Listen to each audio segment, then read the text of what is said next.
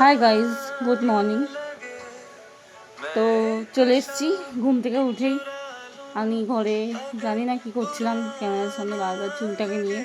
আর এই যে চাদর ঝাড়তে গেছিলো, চাদর বিছানাটা পরিষ্কার করছিল বলে। আর আমি বক বক করছিলাম ফোনটাকে নিয়ে, চুলটাকে নিয়ে, কী জানি কী করছিলাম। তারপর আমার একটু যাওয়ার ছিল, তাই ফ্রেশ হয়ে আবার চলে এসেছিলাম ক্যামেরা নিয়ে। আর বৌদি আমার ঘরটা একটু গুছিয়ে দিচ্ছিল। আর আমি আবার রেডি হতে যাব, কিন্তু তোমাদেরকে একটু দেখিনি। আমার ঘরের একটা ছোট্ট সদস্য, একটা নয় তিনটে, মোটামুটি 3-4 বছর থেকে এরা আছে আমার বাড়িতে। বহুত চিৎকার করে, বহুত। ভোরবেলা এদের আওয়াজে আমার ঘুম ভেঙেও যায়। এবার চলো, আমি একটু রেডি হয়নি, আমার বেরোনোর ছিল। রেডি হতে যাব, তখনই হনুমান চলে এসেছিল। আমি রেডি হয়ে চলে এসেছিলাম আবার একটু মুখ দেখাবো বলে। আর আমি চুল আঁচড়াচ্ছিলাম, তখন পিছন থেকে ভিডিও করে নিয়েছে।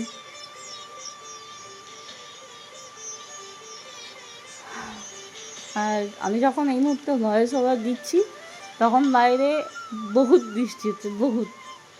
এই যে আমি পুরোপুরি রেডি হয়ে চলে এসেছি, এবার বেরোবো। তোমাদের সাথে অনেকক্ষণ ছিলাম না আমি বাড়িতে, একটা কাজে বেরিয়েছিলাম। টাটা। এবার তোমাদের মোটামুটি এবার আমি বেরিয়ে গেছিলাম। আর এই যে আমার বৌদি ভিডিও করছিল আমার যাওয়ার।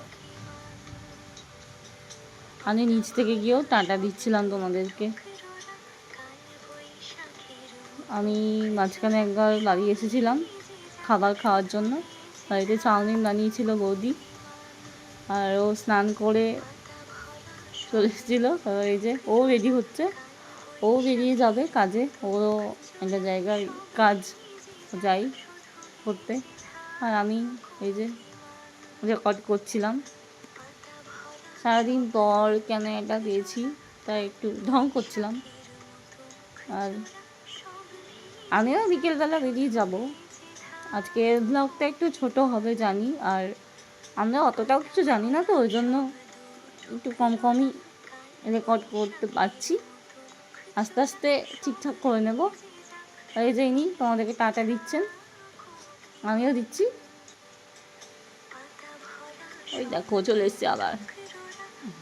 তো চলো টাটা গাইজ, আবার কালকে দেখা হবে।